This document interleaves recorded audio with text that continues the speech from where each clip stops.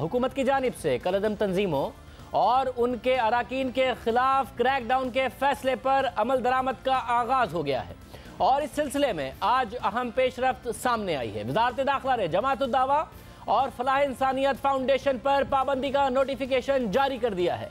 वज़ारत दाखिला ने इंसदादी दहशतगर्दी एक्ट 1997 के तहत दोनों जमातों पर पाबंदी आयद कर दी है।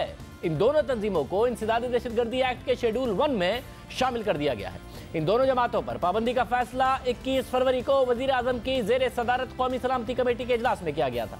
इसके अलावा आज ऐसे 44 अफराद को भी हिफाजती तहवील में लिया गया है जिनका ताल्लुक कलअदम तंजीमों से है। यह कार्रवाई इसलिए भी अहम है क्योंकि तहवील में लिए गए अफराद के बारे में कहा जा रहा है कि उनमें जैश ए मोहम्मद के सरबराह मसूद अजहर का बेटा और भाई भी शामिल है और भारत ने इन पर पुलवामा हमले का इल्जाम लगाते हुए पाकिस्तान को दिए गए डोजियर में भी इनके नाम शामिल किए हैं। जबकि जियो न्यूज़ के जराए का दावा है, वज़ारत दाखिला के जराए के हवाले से जियो न्यूज़ का कहना है कि कलअदम जैश ए मोहम्मद के सरबराह मौलाना मसूद अजहर को हिरासत में लेने का फैसला वजीर आजम खुद करेंगे। इस हवाले से वज़ारत दाखिला के जराए का कहना है कि मसूद अजहर को तहवील में लेने या ना लेने का फैसला 24 घंटे में किए जाने का इम्कान है। जराए के मुताबिक भारत की तरफ से भेजे गए डोजियर में मसूद अजहर का नाम भी शामिल है और वज़ारत दाखिला और सिक्योरिटी हुक्काम ने मसूद अजहर की हिरासत का मामला वजीर आजम के सुपुर्द कर दिया है और वो अब इस बारे में हतमी फैसला करेंगे।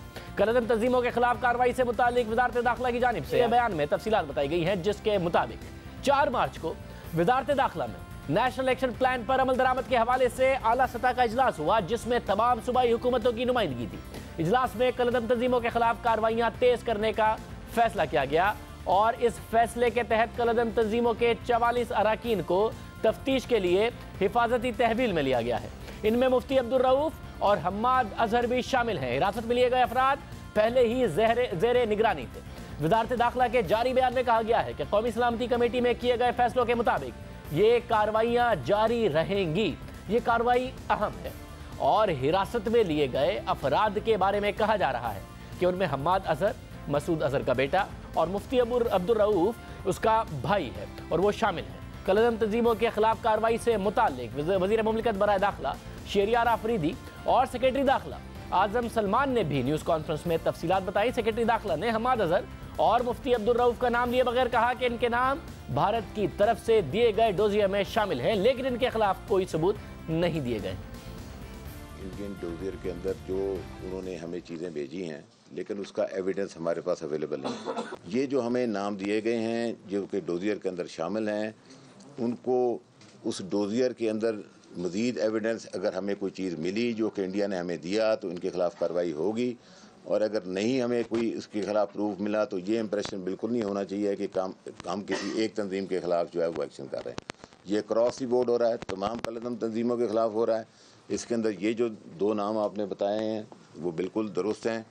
इनका नाम जो है वो डोजियर के अंदर भी दिया हुआ है, लेकिन इसके ये मकसद नहीं है कि सिर्फ डोजियर वाले जो लोग हैं उनको हम जो है उनकी पूछ-गुछ करें।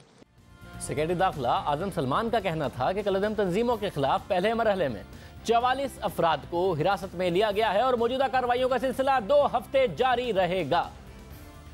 इसके अंदर जो हमारे पहले फेज़ के अंदर जो हमने अपनी चीज़ें की हैं और उसके अंदर 44 जो लोग हैं उनको प्रिवेंटिव डिटेंशन में हमने लिया और ये मुख्तलिफ़ तंजीमों के हैं और उसके अंदर हम मज़ीद इसके अंदर जो है इन्वेस्टिगेशन कर रहे हैं। मज़ीद अगर हमें इनके ख़िलाफ़ कोई प्रूफ मिला, एविडेंस मिला तो उनके ख़िलाफ़ जो है कानूनी कार्रवाई होगी। अगर कोई हमें इसके ऊपर प्रूफ नहीं मिलेगा तो उनकी डिटेंशन को ख़त्म कर दिया जाएगा। अगर किसी के एसेट्स को हमें टेक ओवर करना पड़ा तो हम उनके एसेट्स को भी टेक ओवर करेंगे।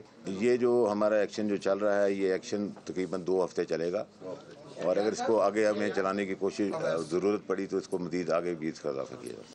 ये बहुत अहम मामला है और पाकिस्तान पर इस हवाले से एक्शन लेने के लिए आलमी सतह पर भी दबाव रहा है। कलअदम तंजीमों के खिलाफ कार्रवाई से मुताल्लिक गुज़िश्ता रोज़ हमारे ही प्रोग्राम में गुफ्तगू करते हुए वज़ीर इत्तलात फवाद चौधरी ने वाज़ेह किया था कि कलअदम तंजीमों के खिलाफ तमाम इक़दामात मुल्की मुफाद और अक़वाम मुत्तहिदा की करारदादों को सामने रख कर किए जा रहे हैं। कलअदम तंजीमों के खिलाफ मुआशी, सियासी और इंतजामी हवाले से 3 मरहलों पर मुश्तमिल हिकमत अमली बनाई गई है। फवाद चौधरी के मुताबिक कलअदम तंजीमों के खिलाफ कार्रवाई मुल्की मफाद और अक़वाम मुत्तहिदा की करारदादों के मुताबिक करनी है। इस हवाले से गुज़िश्ता रोज़ दफ्तर ख़ारजा से जारी प्रेस रिलीज़ के मुताबिक हुकूमत ने UN सिक्योरिटी काउंसिल ऑर्डर 2019 जारी किया है। ये ऑर्डर जारी करने का मकसद नामजद अफराद और इदारों पर सलामती काउंसिल की आयद पाबंदियों पर अमल दरामद का तरीक़ाकार तय करना है। दफ्तर ख़ारजा के मुताबिक इन पाबंदियों के तहत हुकूमतों को पाबंदियों के लिए नामजद अफराद और इदारों के असासे मुंजमिद करना होते हैं। दफ्तर ख़ारजा के मुताबिक ये ऑर्डर सलामती काउंसिल और फाइनेंशियल एक्शन टास्क फोर्स यानी FATF के मयार के मुताबिक तैयार किया गया है। हुकूमत की हिदायत पर सिक्योरिटी फोर्सेज ने कलअदम तंजीमों के खिलाफ कार्रवाई का आगाज कर दिया है और अहम अराकीन को हिरासत में भी लिया गया है, जबकि हुकूमत इन कार्रवाइयों पर नजर रखने के लिए एक कोऑर्डिनेशन सेल के क़याम पर गौर कर रही है। इस हवाले से बरतानवी खबर रसाई इदारे रॉयटर्स ने इंसदाद दहशतगर्दी के सीनियर ओहदेदार से बात की है, जिनका कहना था कि यह सेल वजारत खजाना इंसदाद दहशतगर्दी के इदारों, स्टेट बैंक और फाइनेंशियल मॉनिटरिंग यूनिट्स को बाहिमी ताउन फराहम करेगा और इस बात का जायजा लेगा कि अस्करियत पसंद ग्रुपों, उनके असासों और उनकी ज़राए आमदनी के खिलाफ क्या एक्शन लिए गए हैं। कलअदम तंजीमों के खिलाफ कार्रवाई ऐसे वक्त में हो रही है जब पुलवामा हमले के बाद पाक भारत ताल्लुकात कशीदा हैं। पाकिस्तान FATF की ग्रे लिस्ट में है और FATF ने शराइत पर अमल करने के लिए पाकिस्तान को मई तक की मोहलत दी हुई है। इस हवाले से हुकूमत ने 21 फरवरी को कौमी सलामती कमेटी के इजलास में कलअदम तंजीमों के खिलाफ कार्रवाई तेज करने का फैसला करते हुए जमात उद दावा और फलाह इंसानियत फाउंडेशन पर दोबारा पाबंदी लगाने का हुक्म दिया था और इसके अगले ही दिन 22 फरवरी को हुकूमत पंजाब ने भावलपुर में मदरसा और मस्जिद का कंट्रोल संभाल लिया था और अब हुकूमत ने तमाम इंतहा पसंद तंजीमों के खिलाफ क्रैकडाउन शुरू कर दिया है। कलअदम तंजीमों के खिलाफ कार्रवाइयां पहले भी होती रही हैं, लेकिन इस बार शुरू किया गया एक्शन माजी से कितना मुख्तलिफ है, इस पर बात करेंगे।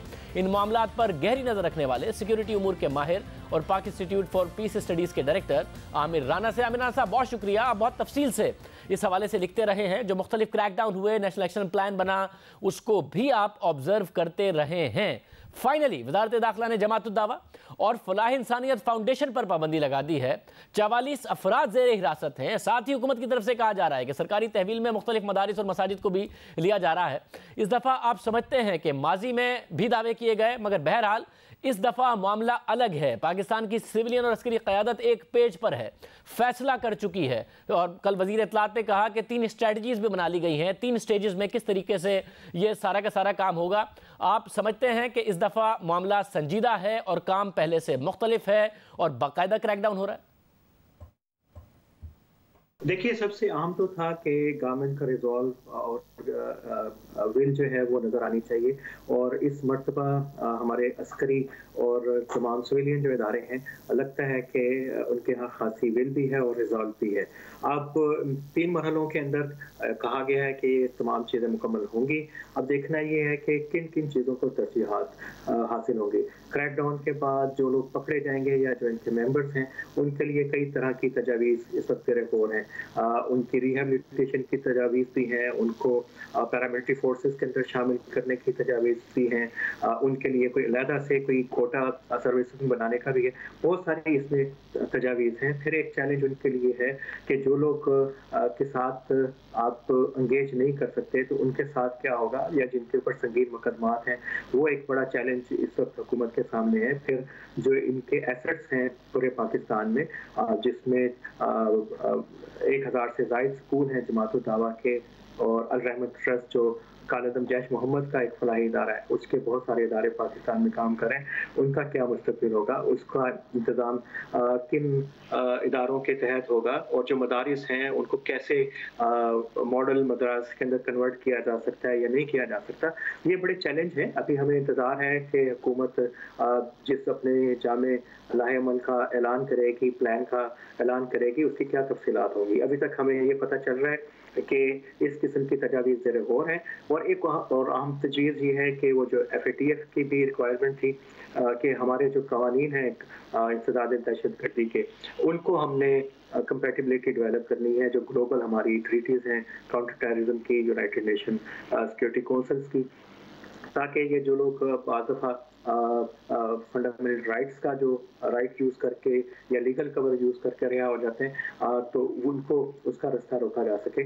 तो इसमें अभी लगता है कि पार्लियामेंट से लेके और पुलिस की हद तक और तमाम इदारे, उन्होंने अपना किरदार निभाना है और उसमें कैसे ये चीज़ें होंगी, कैसे मजबूत होंगी किसी निज़ाम के अंदर, ये अभी आने वाले दिनों में पता चलेगा। विल तो इस वक्त नजर आ रही है, आप क्या समझते हैं कि ऑन ग्राउंड ऐसा क्या हो कि पाकिस्तान जो FATF मई में वापस रिव्यू करेगा तो उसमें पाकिस्तान ग्रे लिस्ट से निकल आए? फाइनेंसिंग के हवाले से पाकिस्तान कह रहा है कि भरपूर क्रैकडाउन हो रहा है, कि इन कलदम तंजीमों की फाइनेंसिंग ना हो, मनी लॉन्ड्रिंग पर भरपूर क्रैकडाउन हो रहा है। तो जो हो रहा है वो आपके ख्याल में इत्मीनान बख्श है, या ऑन ग्राउंड क्या ऐसा हो कि वो इत्मीनान बख्श हो और पाकिस्तान ग्रे लिस्ट से निकल आए FATF में? देखिए, अभी तक तो हमें सिर्फ बयानात की हद तक या जो हमें इतलात मिल रही है रिजॉल्व नज़र आ रहा है। सिर्फ सिवाय क्रैकडाउन जो रात को हुआ या आज फलाह इंसानियत को कालादम करार दिया गया, ये इनिशियल इक़दामात हमें नज़र आ रहे हैं। जैसा कि मैंने कहा कि अभी हमें इंतज़ार है कि जो लाहे अमल बना रहे हैं, जो एक्शन प्लान बना रहे हैं इनको डील करने का, उसकी डिटेल्स क्या है वो अभी सामने नहीं आई हैं। तो उसके लिए बजट की भी बात हो रही है कि एक खासा बड़ा बजट इसके लिए रखा गया है, इनको रीइंटीग्रेट करने का, रिहैबिलिटेट करने का। वो अभी मेरा ख्याल है कि कुछ दिन उसमें लगेंगे उनकी तफसीलात को आने के लिए। लेकिन जहाँ तक अभी तक के एक्शंस हैं, मेरा ख्याल है कि कम अज़ कम जो हमारी रिजॉल्व है आलमी बरादरी को दिखाने के लिए, वो खासे हौसला होता है। मतलब हुकूमत वाज़े कर चुकी है कि ना पाकिस्तान की सरजमीन किसी मुल्क के ख़िलाफ़ इस्तेमाल होने देंगे, ना पाकिस्तान के ख़िलाफ़ इस्तेमाल होने देंगे, ना ही किसी और मुल्क की सरजमीन पाकिस्तान के ख़िलाफ़ इस्तेमाल हो, इस बात को भी यकीनी बनाएंगे। तो बैनुल-अक़वामी बरादरी के हवाले से जो पाकिस्तान की कमिटमेंट्स हैं, ख़ुद हुकूमत कह रही है कि वो हमें पूरी करनी है। तो इसके आप समझते हैं कोई टाइम लाइन, कोई टाइम फ्रेम होगा जो भी हुकूमत को देना पड़ेगा? क्योंकि बहुत फैला हुआ मामला है, साल हर साल फैला हुआ मामला है, तादाद बहुत ज़्यादा है। कोई टाइम लाइन, कोई टाइम फ्रेम भी देना पड़ेगा बैनुल-अक़वामी बरादरी को?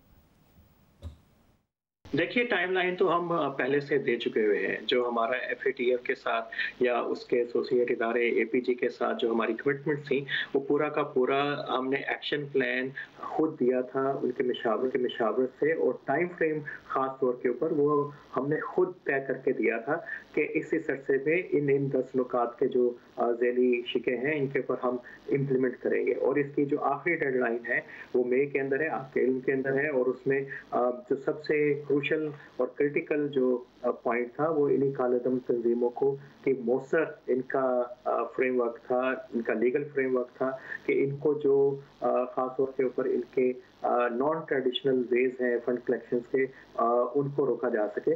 तो कमिटमेंट्स तो हमने ऑलरेडी दी हुई हैं और हमने टाइम फ्रेम भी हमने दिया हुआ है। अब हमने जो हमारी ऑब्लिगेशंस हैं, हमारी कमिटमेंट है, अब हमने उसको पूरा करना है और उसका इंतजार है कि इस मरतबा वो स्मूथ तरीके से तमाम। साथ ये बताइएगा, कल एक बड़ी अहम बात की इन्फॉर्मेशन मिनिस्टर ने कि जो मेन स्ट्रीमिंग की बात हो रही है, पॉलिटिकल मेन स्ट्रीमिंग की बात हो रही है इन ऑर्गेनाइजेशंस की, तो उन्होंने कहा कि जाहिर है इन ऑर्गेनाइजेशंस का और इसमें जो लोग हैं उनका एक मिलिटेंट बैकग्राउंड है, और तहरीक इंसाफ, नून लीग, पाकिस्तान पीपल्स पार्टी वो कोई मिलिटेंट विंग तो रखती नहीं है ना, उनका कोई ऐसा बैकग्राउंड है। तो उनका कहना था कि अगर इनकी मेन स्ट्रीमिंग करनी है तो पहले सोसाइटी में डीवेपनाइजेशन करनी पड़ेगी, वरना उसके बगैर ये हो नहीं सकता। आप समझते हैं कि मुमकिन है मेन स्ट्रीमिंग उसके बगैर? देखिए, डीवेपनाइजेशन तो इम्पोर्टेंट है, लेकिन इसको देखना पड़ेगा तमाम जो तंजीमें हैं कालेदम, उनके कॉन्टेक्स्ट में ये चीज़ अप्लाई नहीं होती। जो जैश मोहम्मद जैसे छोटे ग्रुप हैं, इनका कोई इरादा भी नहीं है पॉलिटिक्स में आने का, मेन स्ट्रीमिंग का। इनकी पूरी नौयत बिल्कुल और तरीके की है। हाँ, कालेदम सिपाही साहबा और जमात दावा के हवाले से बात होती रही है। अब उनकी तरफ से जो दिलचस्प बात यह है कि ऐलानात इस किस्म के आए हैं और गवर्नमेंट को कमिटमेंट दी गई है कि उनकी तरफ से किसी भी किस्म का रिएक्शन जो है वो बिल्कुल नहीं आएगा इन इक़दामात के खिलाफ। अभी मेन स्ट्रीमिंग का क्वेश्चन मेरा ख्याल है पॉलिटिकल मेन स्ट्रीमिंग का इतना इम्पोर्टेंट नहीं है। अभी जो बात ज़ेरे गौर है वो है कि को रीइंटीग्रेट कोई हम सिक्योरिटी स्ट्रक्चर्स के अंदर कर सकते हैं, तो वो मेरा ख्याल है कि ज़्यादा अहम बात इस नुक्ते के ऊपर हो रही है। अभी पॉलिटिकल मेन स्ट्रीमिंग का क्वेश्चन इस वक्त हुकूमत के सामने नहीं है इतनी शिद्दत के साथ जितना हम शायद मीडिया के अंदर इसके ऊपर बात हो रही है। बहुत शुक्रिया।